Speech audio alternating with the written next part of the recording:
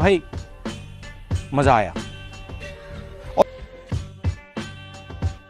और भाइयों कैसे हैं आप सब? आप सबका फिर से स्वागत है एक न्यू अमेजिंग वीडियो में। वैसे आप सभी वीडियो का थंबनेल देखकर तो समझ ही गए होंगे कि आज की ये वीडियो किस टॉपिक पर है। जी हाँ, आज की इस वीडियो में हम आपको सिविल इंजीनियरों यानी कि मिस्त्रियों के ऐसे ऐसे महान कारनामे दिखाने वाले हैं जिनको देखकर आप सोच में पड़ जाएंगे कि आखिर हम इनको कौन सा वाला इनाम दे। यानी कि दोस्तों आप समझ गए होंगे कि वीडियो कितनी ज्यादा फनी और इंटरेस्टिंग होने वाली है, इसलिए आप इस वीडियो को पूरा जरूर देखें। तो चलिए बिना टाइम वेस्ट किए हम इस वीडियो को शुरू करते हैं।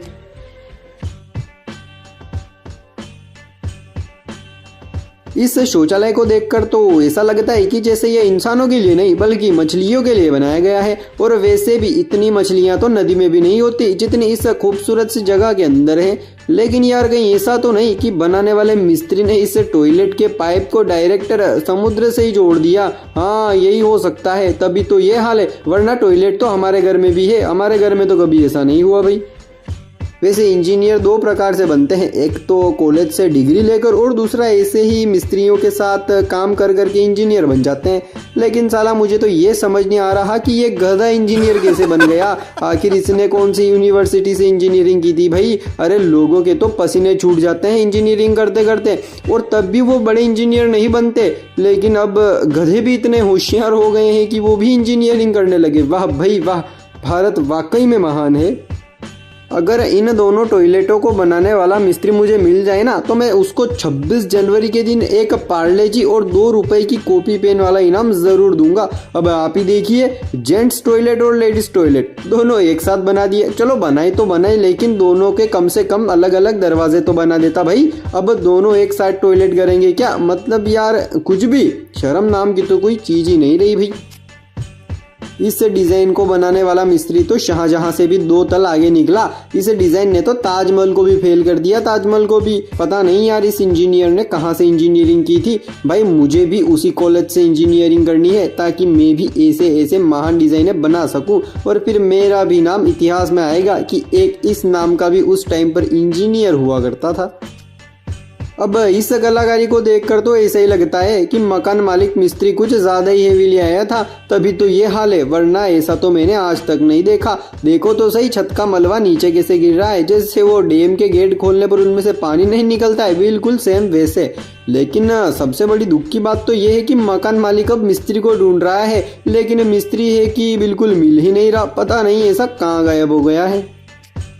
अब ये कौन से ज़माने की कार है यार? मुझे तो लगता है कि गांव के कलाकार इंजीनियर ने इस कार की हालत की है, यानी कि बीच में से काट कर फिर से जोड़ दिया।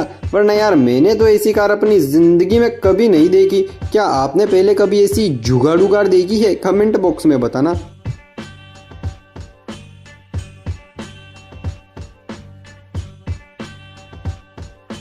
आपसे किसी ना किसी ने ये तो ज़रूर पूछा होगा कि पहले मुर्गी आई या फिर अंडा, लेकिन वही ये बात तो बहुत पुरानी हो गई है। अब आप मुझे ये बताइए कि यहाँ पर पहले पटरी आई या फिर खंबा? क्योंकि अब सरकार कंफ्यूज है कि आखिर हम इनाम दे तो दे किसे, इस पटरी बिछाने वाले को या फिर इस खंबे लगाने वाले इंजीनियर को? क्योंकि दोनों इंजीनियरों में से एक ने काम ही कुछ ऐसा किया है, वाकई में तारीफ काबिल है भाई। कुछ ऐसा ही यहाँ पर भी है। अब मुझे तो ये समझ में नहीं आ रहा कि यहाँ पर बिजली विभाग वाले ने कब्जा किया है या फिर इस मकान मालिक ने।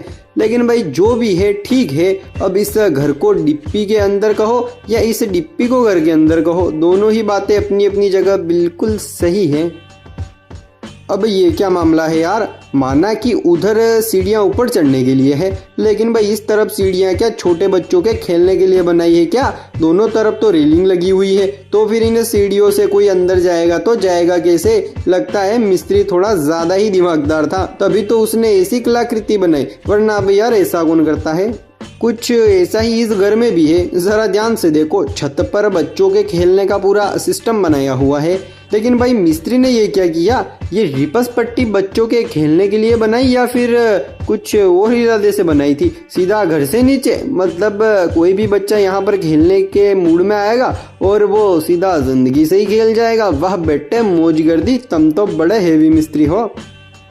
अब यार इस मिस्त्री ने तो कंफ्यूज कर दिया कि आखिर हम इसको इनाम कौन सा वाला दे। मुझे तो कुछ भी समझ नहीं आ रहा, आप ही कुछ आइडिया दीजिए भाई। मतलब यार ये बेसिंग तो सिर्फ इसने शो के लिए बनाया है, इसमें हाथ धोने का तो कोई सिस्टम ही नहीं है। लेकिन कहीं ऐसा तो नहीं कि इसका और मकान मालिक का झगड़ा हो गया और उसी का बदला इस मिस्त्री ने यहाँ पर ले लिया। हाँ भाई यही होना चाहिए, तभी तो ये हाल है, वरना भाई बेसिंग तो हमारे घर में भी लगे हुए हैं, ऐसा तो कभी नहीं हुआ। देखो यार मैं बहुत आलसी हूँ, क्योंकि एक तो मैं 9 बजे उठता हूँ और मैं घर में भी काम थोड़ा बहुत ही करता हूँ। लेकिन आज तक मुझे ऐसा लगता था कि मैं दुनिया का सबसे बड़ा आलसी आदमी हूँ। लेकिन भाई सबसे हैरानी की बात तो ये है कि आज मुझे मुझसे भी बड़ा आलसी मिल गया। हाँ जरा आप इस इमेज को ही देखिए। अब इस रोड को बनाने वाला इंजीनियर इतना बड़ा आलसी था कि उससे एक खजूर की डाली तक नहीं हटी। यार आलसपन की भी हद होती है, मैं भी इतना आलसी नहीं हूँ। इस इंजीनियर ने तो मुझे भी फेल कर दिया। अरे तेरी तो नहीं है क्या, दीवार ने तो बेचारे मिस्त्री का सिर ही तोड़ दिया।